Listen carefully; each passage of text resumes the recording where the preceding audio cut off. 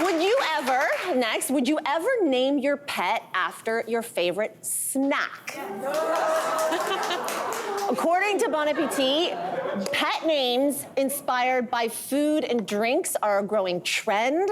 Pastrami is up 485%. So should there be guidelines for what you can name your pet? Guidelines. I do love a food named pet. Like, I think there's something really adorable. My cat's name, initially when I first met him, I started calling him Pickle.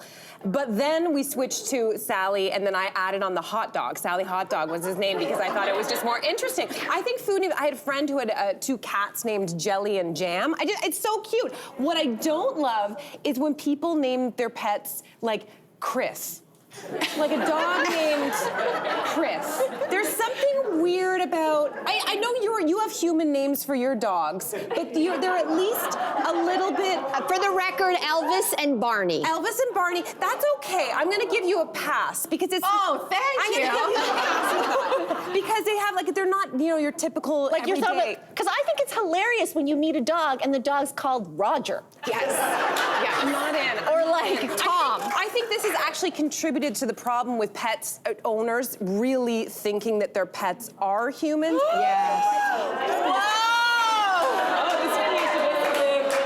Okay, so I know that violence just occurred at the table. Violence just occurred. You know what though? Like, here's the thing where I do agree with you, Cynthia, is that because I mean, I don't agree with the last part. However, I do believe, like, at least for my pets, that when I see them and I name them, they have to evoke a feeling that is not human, and therefore, if it's a Chris or it's a Roger, like this is Cleopatra.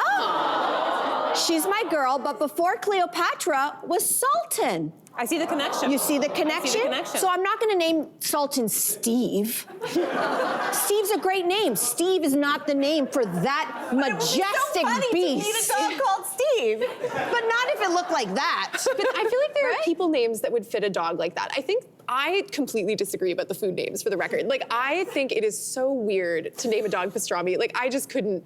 I think where I really land is that if it's a sweet food name, like a jam or a jelly, like, I can get behind that because it's like, oh, it's cute, it's like sugar. I don't like the savory food names because it's like, this is a pet. This is not something you want to eat, right? It's your beloved pet. Well, you kind of do want to eat them. I mean, sometimes. Like, just they're so cute.